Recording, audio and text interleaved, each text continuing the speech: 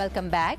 साइंसी तरक्की के इस जदीद दौर में जहां इंसान ने कई मुहलिक और ख़तरनाक अमराज पर काबू पाने में कामयाबी हासिल कर ली है, वहां कई बीमारियां अब भी माहिरीन के लिए एक चैलेंज बनी हुई हैं। साइंसदानों का कहना है कि इन बीमारियों का खतरा बढ़ रहा है जो जानवरों से इंसानों में मुंतकिल होती हैं।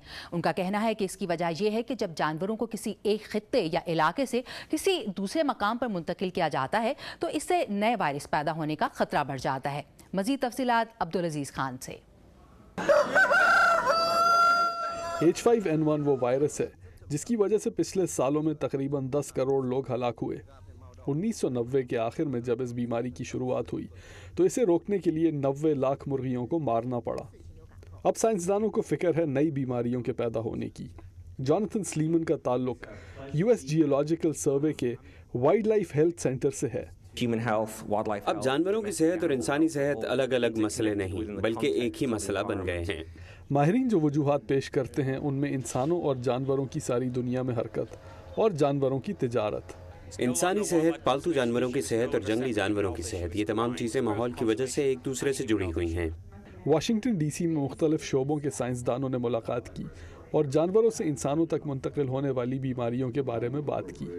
ये कोई नया मसला नहीं क्योंकि एड्स की बीमारी पैदा करने वाला HIV वायरस अफ्रीका में पाए जाने वाले बंदरों से शुरू हुआ था और करोड़ों लोगों की हलाकत का सबब बना।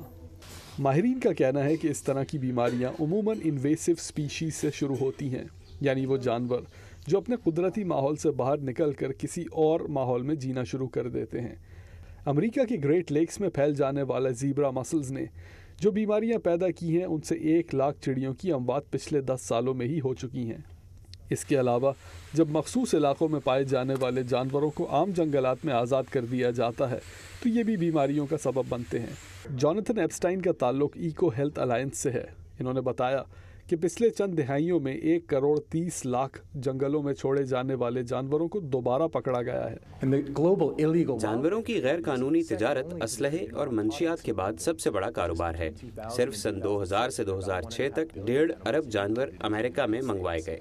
माहिरीन का कहना है कि जब भी इंसान जानवरों को उनके कुदरती माहौल से निकाल कर किसी नए माहौल में छोड़ने की कोशिश करते हैं तो बीमारियों के फैलने का ख़तरा होता है। जुलीमा पलासियो के साथ अब्दुल अजीज खान, उर्दू VOA।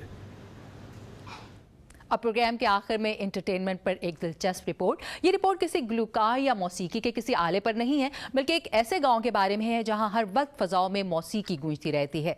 अमेरिकी रियासत न्यू ऑर्लिन्स के एक खामोश और पुरसुकून इलाके की एक गली में वाक़े लकड़ी की झोंपड़ियां सारा दिन और पूरी रात म्यूज़िक पैदा करती रहती हैं। ये कैसे होता है और ये है क्या, बता रहे हैं इमरान सिद्दीकी। इस कच्ची आबादी में दीवारों से घंटियों की आवाजें आती हैं और झुग्गियों से मौसीकी निकलती है। इस झोपड़ी की दीवार में एक कंप्यूटर नस्ब है जो आवाज़ों को रिकॉर्ड करता है और फिर उन्हें प्ले करने की सलाहियत रखता है। मौसीकी का ये दिलचस्प सिस्टम टेलर ली शेपर्ड की तख्लीक है। इससे पहले जो कुछ आपने सुना वो मेरी आवाज़ थी जिसे इस आले ने आपके लिए तरतीब दिया। इस मिक्सर में आप कोई भी आवाज़ डाल सकते हैं और कोई भी मौसीकी पैदा कर सकते हैं। ये ऐसा ही है जैसे दीवारों के पीछे से ख्वायर की आवाज़ों को इकट्ठा करना।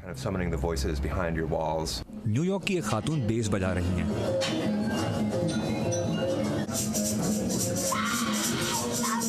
और उनकी दोस्त ड्रम्स बजाने की कोशिश कर रही हैं।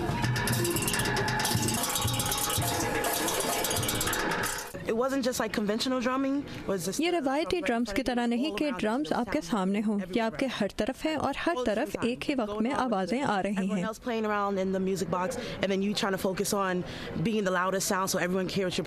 जॉश फैस सीढ़ियां चढ़ने से मौसीकी तैयार कर रहे हैं।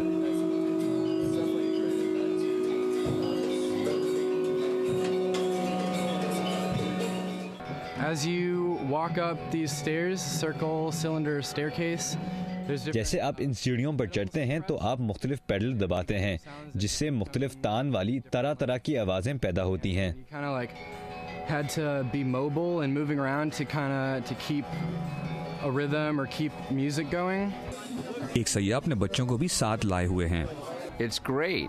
I heard about it on an email. I decided to bring all the kids right after school. They're loving it. मैंने स्कूल के बाद सब बच्चों को यहाँ लाने का फैसला किया और उन्हें बहुत मज़ा आ रहा है। उन्हें ड्रम्स और बेल्स बहुत अच्छे लगे। हमें बहुत अच्छा लग रहा है। Really beautifully interactive and very non-standardized. फनकारों ने अपनी तख्लीक के लिए इलाके के बोसीदा घरों में ज़िंदगी पैदा करने के लिए पुरानी झोपड़ियों का इस्तेमाल किया है। यहाँ न्यू ऑर्लियंस में कई पुराने घर हैं। जब हवा इनमें से गुजरती है तो सीटियाँ बजती हैं जिनसे मौसीकी का सा समा पैदा होता है। और फिर इन घरों में कुछ आर्टिस्ट भी रिहाइश पजीर हैं जिनके हाथ से हमेशा मौसीकी बजाने या गाने की आवाज़ें आती रहती हैं।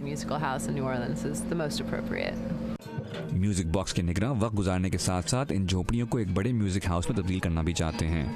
सीला हैनसी के साथ इमरान सिद्दीकी, उर्दू VOA।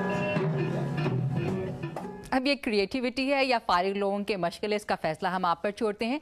आज के लिए बस इतना ही। आज के शो में शामिल रिपोर्ट्स के बारे में आप हमें फेसबुक के जरिए अपनी राय से आगाह कर सकते हैं। हमारा यूज़र नेम है खबरों से आगे। इसके अलावा ताज़ा तरीन खबरों के लिए आप हमारी वेबसाइट urduvoa.com पर लॉग इन कर सकते हैं, जहाँ हालात हाज़िर समेत ज़िंदगी के मुख्तलिफ शोबों के बारे में वीडियो रिपोर्ट्स और मज़ामीन मौजूद हैं। अब इजाज़त दीजिए। अल्लाह हाफ़िज़।